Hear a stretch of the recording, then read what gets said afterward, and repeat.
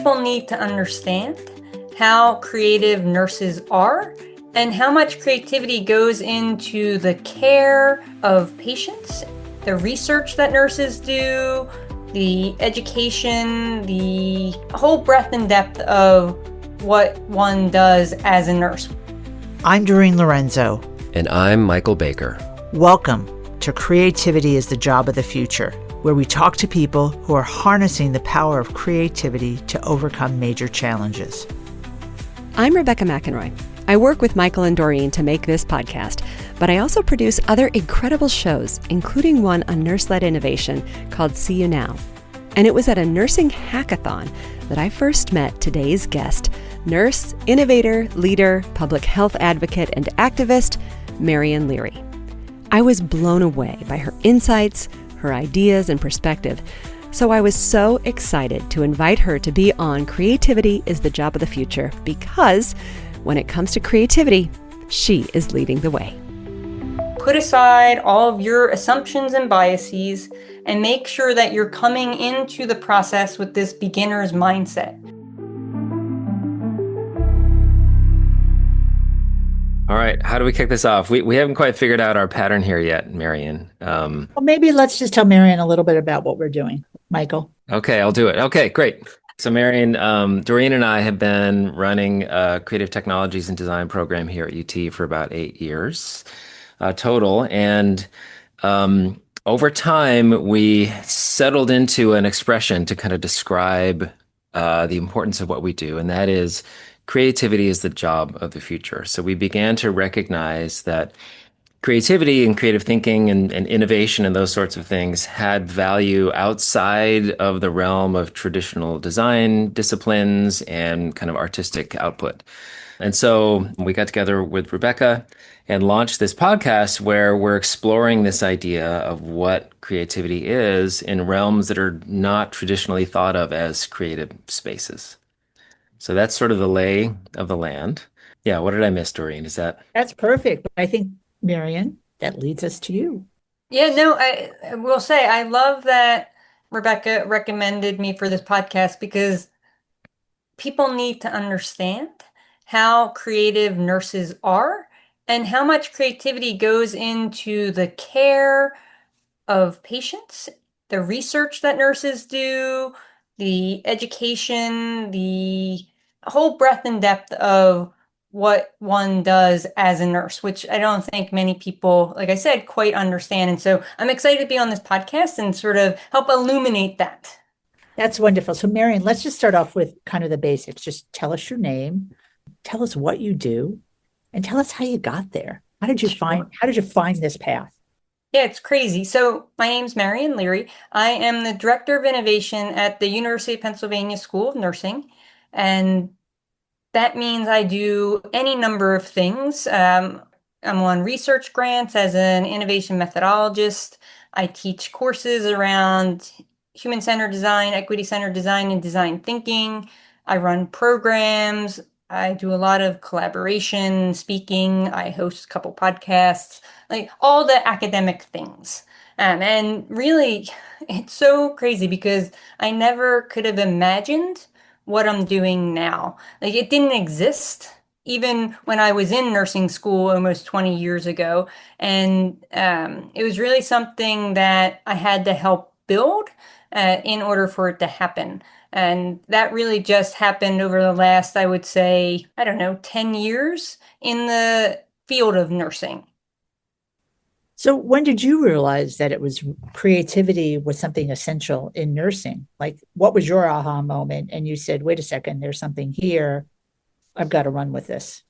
So before I was doing this innovation work, I was a resuscitation science researcher. And as part of that role, I was looking at how we could better train nurses and lay responders to perform CPR in the in-hospital setting and in the out-of-hospital setting. And my aha moment happened, I was at the Philadelphia Science Festival, which doesn't exist anymore, but was this week-long festival promoting and highlighting science in Philadelphia. as you may or may not know, Philly is a city of firsts, and we have like the first museums, the first med schools, the first, all focused on science and healthcare. And so the city every year would highlight that through the science festival. And I was at the time doing this resuscitation science research, trying to think about how I could get more people engaged in learning to save a life. And I went to a booth using virtual reality, and it hit me. I was like, this is really a creative way to highlight to nurses, to physicians, to the general public, the importance of sudden cardiac arrest and learning CPR. And from there, it just took off. I started thinking about all of these other creative, innovative ways to educate, not just around sudden cardiac arrest, but it's really led me to the position I'm at now, which is focused on educating nurses and nursing students around innovation methodology and using creativity in that way. And how has this been accepted in the nursing profession? How have you been accepted? Has it transformed? Have you seen it spread out in more places? What do nurses think about what you do? Yeah, it's interesting. So, like I mentioned, it's probably been around 10 years since a small group of us started pushing the innovation methodology within the profession of nursing. Innovation, the design thinking, human-centered design framework really stems from engineering and design and had been slowly being expanded into other disciplines. I would say probably 15 to 20 years is when it started to be really pushed into healthcare, and then slowly into nursing, like I said, probably like 10 years ago. And it really started out through active learning events like hackathons and through organizations. So I'm the founding member of an organization called SUNCL, which is the Society of Nurse Scientists, Innovators, Entrepreneurs, and Leaders. A group of us who really have bought into the innovation mindset and how it can transform not just healthcare, but the way that nurses are doing their work, both clinically and in all the other realms where they do their work. And I just want to say, nurses are consummate innovators. They are constantly being creative. It's just not called innovation. It's not called creativity. It's called workarounds. It's called the nursing process. But the nursing process, the innovation process, they're the same thing, just titled differently. I'm going to jump in here. I love this innovation mindset phrase that you just used. And I'm glad you brought that kind of detail up about nursing. I've been learning a little bit about nurse innovation in the nursing industry through Rebecca's work with See You Now. And it occurred to me in those initial conversations with her that like I also hadn't really thought about nursing in those terms. I was carrying around this idea that like, oh, it's just part of the medical profession and there's all these procedures and that's what they're doing and there's clipboards and things and equipment and process and like that's just how this all works. And it reminded me that, obviously during COVID, I was exposed, at least I think a lot of us were exposed to the fact that like, wait a minute, there's an enormous amount of problem solving happening on the ground here. And so it kind of all clicked for me. And so I would love to hear more about this space where you're, working to convert folks right around or over to this idea of like, this is innovation work, right? It's not a workaround. We're actually, creating new process and practice, and there's value in this outside of like just solving an immediate problem. Yeah, and gosh, there's so many things I want to say here. So, I come at this as a pure innovation methodologist where for me, the end product, the solution, I am agnostic. That could be a technology, it could be a policy or process. It doesn't matter to me as long as it is human and equity centered and meets the needs of your end users. And so really what I focus on in the work that I do is teaching that innovation mindset so that you know the process and can use it in any area where nurses work. So you don't have to specifically say, oh, I'm going to use this innovation methodology in the work that I'm doing today, but you already have that mindset to look at a problem differently, to make sure that your end users' voices are being heard, and to co-create solutions to problems that you've identified together. So I just want to set the framework here that it really is a mindset shift that we're trying to teach our nurses and nursing students to have so that they can take that in any area where they work. So there's two different ways that I look at it in terms of how we help students and nurses learn about and then change their mindset. Obviously, there's the academic side through coursework, but there's also active learning activities that happen outside the classroom. I mentioned the hackathons that Sunciel and others have done, where we really focus on exposing nurses to the innovation methodology. I run a fellowship for chief nursing officers from around the country where they go through this 1-year fellowship. They are solving a problem within their health system through the active learning process of human-centered and equity-centered design. And they use the design thinking methodology over that year in collaboration with us at Penn Nursing so that they're really not just learning the process and solving a problem, but able to then spread it to other nurses within their institutions and beyond. These are senior nurse leaders who lead lots of organizations, even outside of the one where they work. And so the idea here is we really want to expose the top leadership in nursing about the power of the innovation mindset of being creative, of using those skills then to solve for the problems they're seeing at their institutions. Exposing chief nursing officers and senior nurse leaders then allows them to understand the power of innovation and then support their other nurses who also want to then use the innovation methodology to solve problems. Amazing. I wanted to follow up on a couple of things. I feel like many questions are being spawned out of this conversation. So one is, how do you measure that outcome? Kind of, culture change is like notoriously difficult to measure and evaluate and assess. How do you know what's actually working and effective? And what does that actually mean in this context? How do we know that the human-centered design process is permeating nursing and healthcare more generally? Yeah, so I think a couple of ways. So I got my PhD a couple of years ago, and part of my dissertation work was looking at how the human-centered design process was being used in healthcare and by whom. At that time, there were very few published articles. Now, this doesn't necessarily tell the whole story, but very few published articles around human-centered design and design thinking being published by nurses. I think it was only 6% of the articles I found had nurses as first or last authors.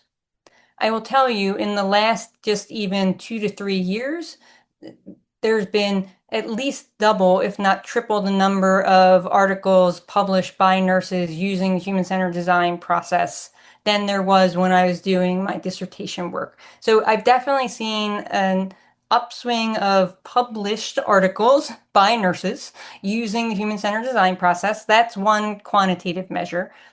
Anecdotally, through all of the work that I do around the country, putting on hackathons, running these fellowship programs, doing talks, we have seen and heard an uptick in institutions and organizations interested in learning about and exposing their memberships to the innovation methodology. And then obviously for our Johnson & Johnson Nurse Innovation Fellowship Program, we quantify the number of individuals exposed to the innovation methodology and how the fellows are spreading the knowledge. And each year it just increases more and more. And so there's a number of ways for us to gauge the increase in the use of the human-centered design process in nursing, within healthcare. Those are just a few examples. Wait, I'm going to jump in because I would love to know, even getting a little more granular, like give us a for example. Like what have you heard in stories that nurses have done and you're like, wow. And you know that most importantly is you lit the fire and we're part of that catalyst that made people say we can do something differently. So there are a number of examples of nurses using this innovation methodology for good. So I'll use an example of one of our Penn Nursing alumni, Alana Springer. She wanted to help with retention of nurses in hospitals and health systems. So retention, burnout, recruitment is a huge issue in nursing, and everybody's trying to come at it at different ways.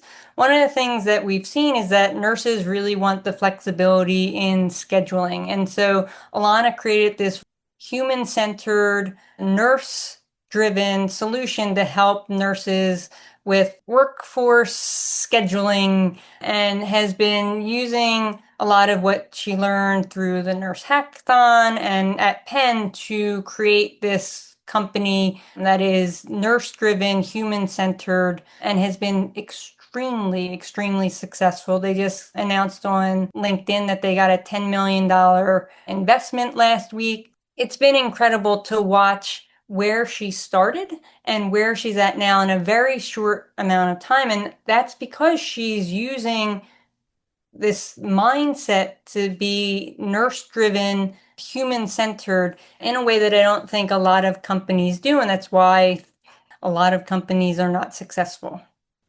So how, this is a really regulated industry, right? This is an industry where things have been done one way for a long time. So when you come up against challenges, when you come up against not, I call them the non-believers or the harumphos, people like, okay, yeah, we're going to go play with Legos or whatever they think you do in these things. How do you handle that? How are you human-centered? I say all the time, you can't understand the power of the innovation methodology until you experience it. Innovation is this nebulous term that means many different things to many different people. And so a lot of times people do harumph it because they don't understand it.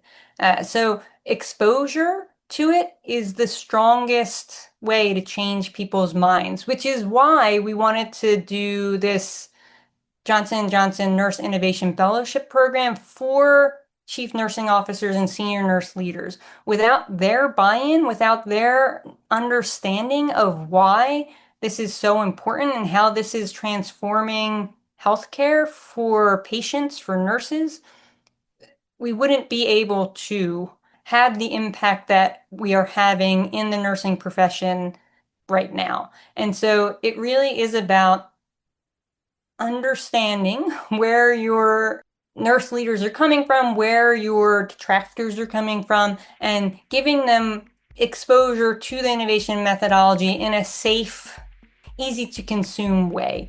Being able to show nurses and nurse leaders how it can transform healthcare is one of the ways we're doing it.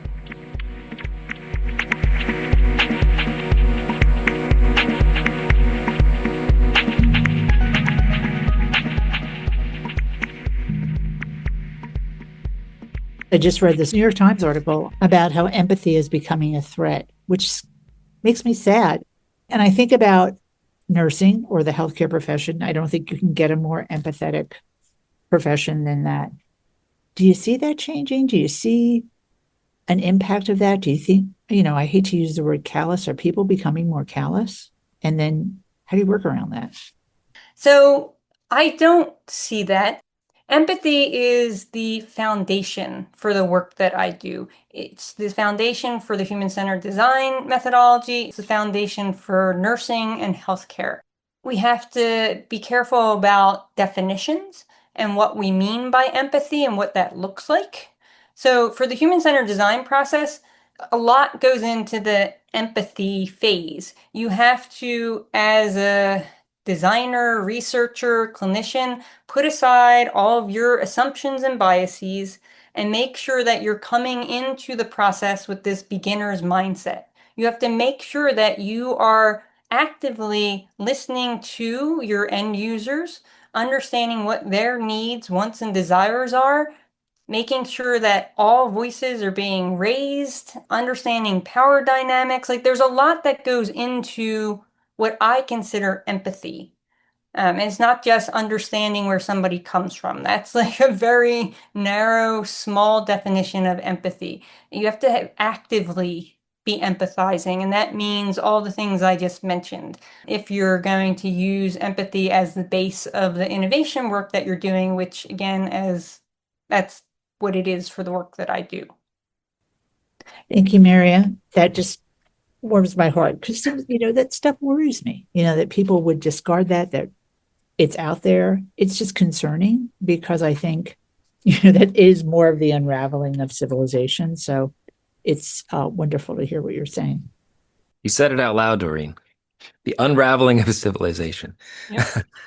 Yes. That's another podcast. Yeah, but that's another yes. But yeah. Thank you. So Marion, I want to follow up on this last question here. So I had the pleasure and fortune this summer to take some students over to Scandinavia. And we had some experiences in Copenhagen, Denmark, and other parts of the region.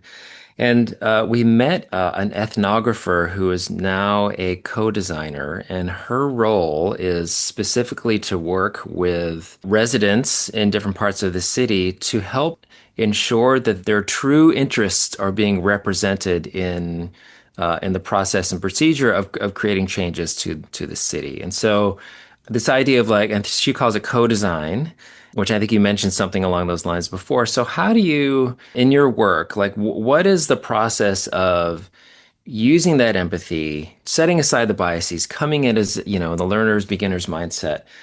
How do you, work towards understanding what the true needs of the patient or of the kind of end user is in order to translate that into real meaningful change? It has to start at the beginning.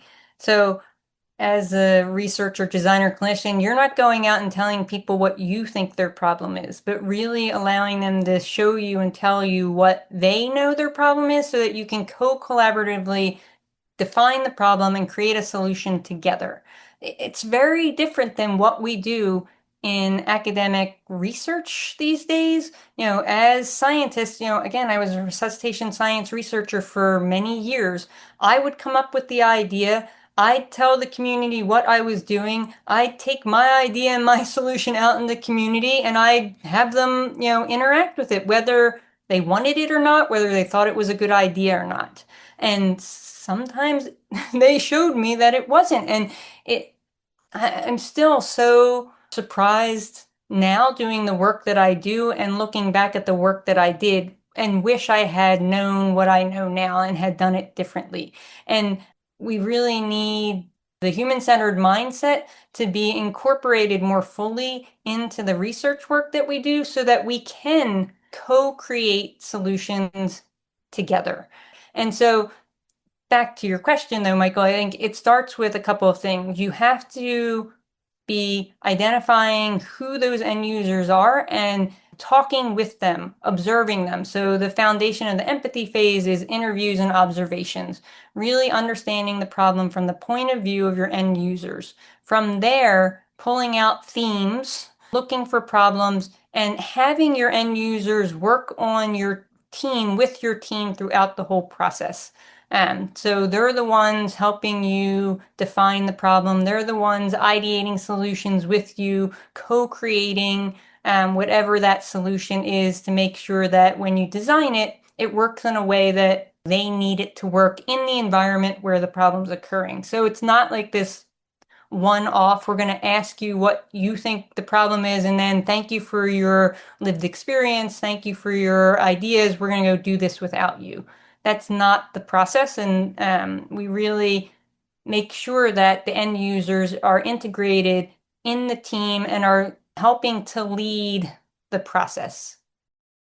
What is it about nurses and the nursing profession that puts them in a position to encounter these gaps and to understand the problem? What is that story there? Nurses live in the problem areas. Nurses are out in the community, we're in schools, we're in research labs and Congress and the military. We have a breadth and depth of experience and knowledge that is so widespread.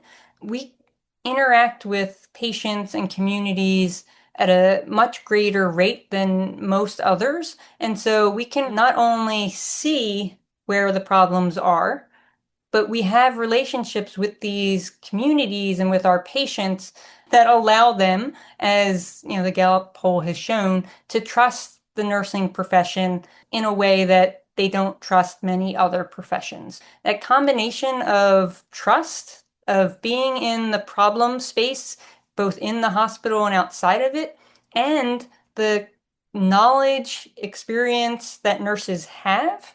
You know, nursing is a science-based profession. It is an active learning profession. And so all of that combined is ripe for the innovation work that nurses do and are doing, and that we're trying to continue to push in the profession. How much of this, Marion, I mean, I know you're at Penn, but how much of this is taught in nursing education? Not enough, not as much as I would like. You know, I think none of it, there's no like nursing foundational course that every nurse has to take uh, around the innovation methodology. I will say, similar to what I said about like more published articles by nurses using the methodology, it is starting to be used more and more in the nursing education in undergrad, mostly grad programs. I don't have the research to back any of this up with data, but I know for a fact that more and more institutions are thinking about how to integrate it in and are starting to integrate it in either with guest lectures or, you know, activities, or even some other schools do have courses like we do, um, where nursing students can learn about the human-centered methodology. But you know, my biggest soapbox is we have to get it in the curriculum earlier to undergrads, and it has to go undergrad all the way through, you know, the doctoral level. It can't be a one-off. It has to be something that is repeated throughout the curriculum in a systematic way so that nurses, when they leave school, can start using it effectively in healthcare. Yeah, what are the greatest challenges that nurses face when trying to, innovate and find these creative solutions? I think there's probably a number of them. One is lack of support within their health systems, which again, I think is changing, but a lot of nurses do not get time away from their clinical responsibilities to work on innovation projects. And so that makes it really difficult. So we need to give nurses the mentorship, resources, and the time away to engage in these types of programs. Going back to the educational component, nurses generally aren't coming out of school with this innovation methodology background. And so they need to learn it when they start working and start hearing about it. And so that puts you at a disadvantage. So we definitely need to start educating nurses to be prepared to have this skill set to innovate in healthcare. Change is hard, right? Yeah. And that's what you're doing. I mean, that's what you're doing. You're changing, and particularly the education of a profession that's been pretty much longstanding, and probably there hasn't been a lot of innovation, I'm guessing, in many, many years, right? So, change is hard, and it is amazing to hear how much progress you made, but I'm sure it's also ever so often you just, we call it the tower of no's. You're just hitting the no's and the walls and the mountains that you have to climb over. And it takes a lot to lay that groundwork and to do that. Yeah, and I want to say two things. So nursing programs for undergrads are teaching to a test, to the NCLEX. So they have very little wiggle room to infuse this like innovation stuff, right? And they're trying. The second thing I want to say is all of these folks, the folks who run nursing programs, the folks who run hospitals and health systems, they have so many competing issues, much bigger than getting innovation into their health systems. Yes, I think it's important. Yes, I think it will help the plethora of problems they're struggling with on a daily basis. But understanding they have so many responsibilities and are being pulled in so many directions that, to your point, it's hard. Change is hard and change is slow. But I do think we are moving in the right direction. And I do think many of the nursing leaders that I know are starting to realize that it is important and does need to be considered.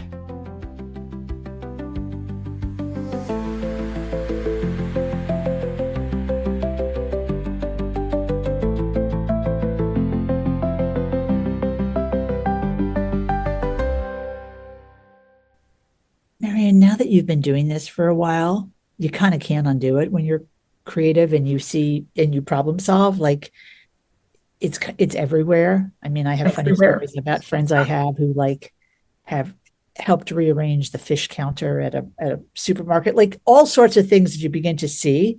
So what non healthcare innovation kind of inspires you? What are some of the things you see?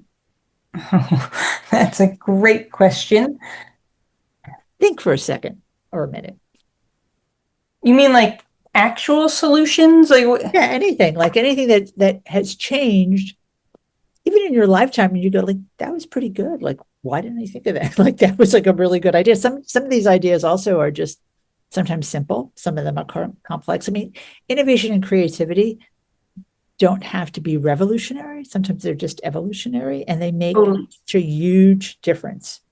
Well, okay, I don't know if this is what you're going for, but personally, I am a huge bike rider. Like I commute to work, I have multiple bikes, but I'm not a great long distance bike rider.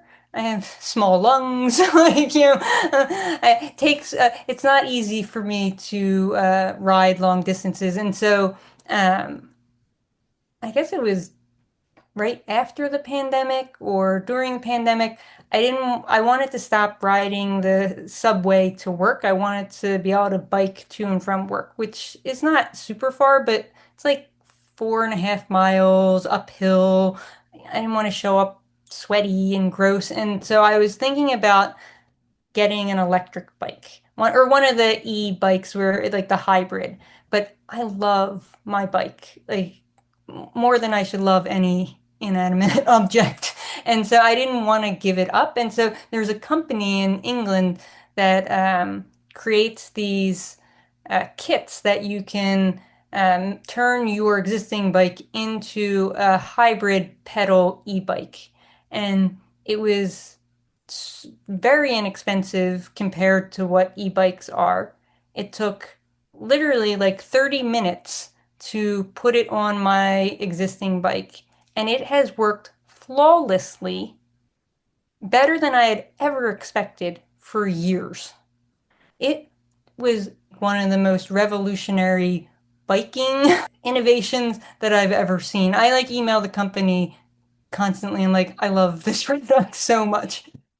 It has really helped change my life. Because as I get older, it's like work smarter, not harder. It's like, okay, this is like a work smarter, not harder thing for me. I love that story. Yes, that's what I was talking about. Just things that, have made a difference. So that is a wonderful story. Yeah. Thank you. That's a great one. I think Rebecca wants to ask the shellfish question. Sure. Happy to, I could do a whole podcast on this. I know. I was like, when I read that on LinkedIn, first of all, I never knew that you had a shellfish allergy, but that's like airborne, an Mhm. airborne shellfish allergy, which I was telling Michael, I was like, I would never leave the house. I just don't know what I'd do. Like, can you just talk a little bit about the creativity that you have had to use in navigating that allergy over the years, and especially on your most recent trip? Yeah, I don't know if it's creativity, but so yes, so I have an inhalation allergy to shellfish, which means I can't go to many restaurants. I have to be really careful about going into grocery stores. I have to be really careful about hotels and most recently, or air travel. So most people don't realize on transatlantic or international flights, they serve food. In first class, they usually serve shellfish, and even in sort of regular class, whatever it's called, they often have an option for shellfish also. And so airlines won't tell you in advance what their menus are, and American airlines are especially bad. If you tell them you have this type of severe allergy, they will tell you not to fly, and they may even put you on a no-fly list. So for years, I've tried to talk to airlines and navigate this with them to no avail. So I hadn't been able to fly internationally for 2 decades, over 2 decades, because I could not find an airline that would just work with me. And so, just randomly at a funeral, I was talking to my wife's cousin, and he said, "Oh, have you heard of this airline Play, which is Iceland's low budget airline?" I'd never heard of them, but I was like, okay, I'll look it up. Which, nothing ever worked out. So I was like, oh, sure, okay, I'll look it up. Turns out they basically have a set sort of boxed lunch menu that they serve, and it doesn't change. It's like a budget airline. You get what you get, and that's that. And so I decided to test it out, to go to Iceland. Now, there are other complicating factors here, especially in Philadelphia. The Philadelphia International Airport has this restaurant called Chicky and Pete's, which is a shrimp and crab restaurant. And so it's in every terminal, and people bring, I kid you not, buckets of shrimp on airplanes. I was going to North Carolina to look at a college with my daughter 2 years ago. I purposefully, when I was flying out of Philly, always booked a early morning flight. So it was a 6 a.m. flight to North Carolina. This person sitting directly behind me says to his wife before we took off, "Can you hand me my bucket of shrimp?" I turned around. I was like, "Are you kidding?" He's like, "No."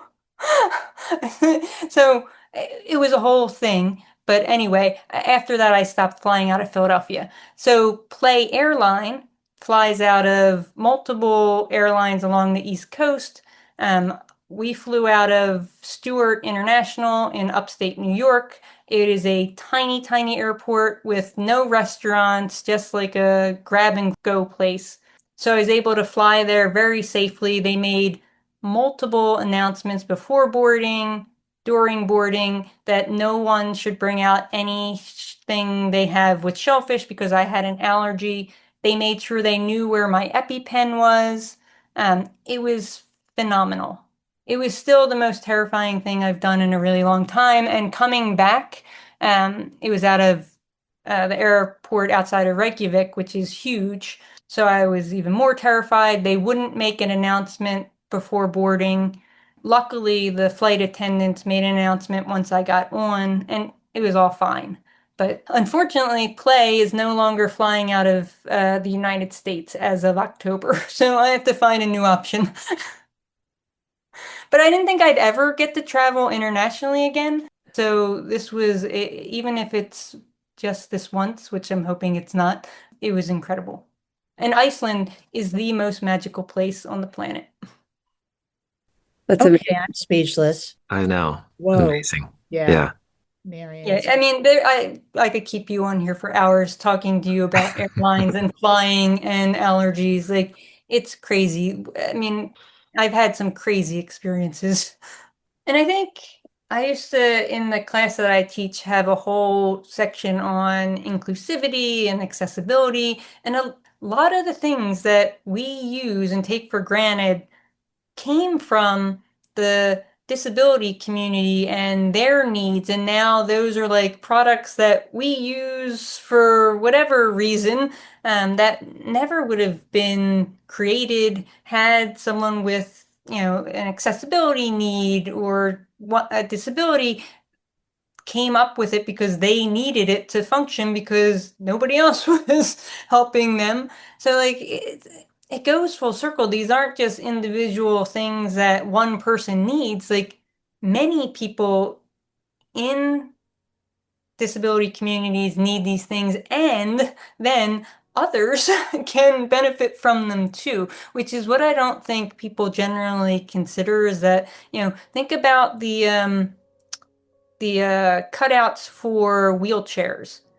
Everyone uses them now. I use them on my bike. I don't want to like jump up a curb. Like you need like people with strollers for babies or coming back from the grocery store. Everybody uses these curb cutouts that were designed for people with wheelchairs, but like they benefit everyone. I just wish we could get away from the individualism mindset and think more communal when we're thinking about anybody who has any sort of need that is outside of, what the general public needs.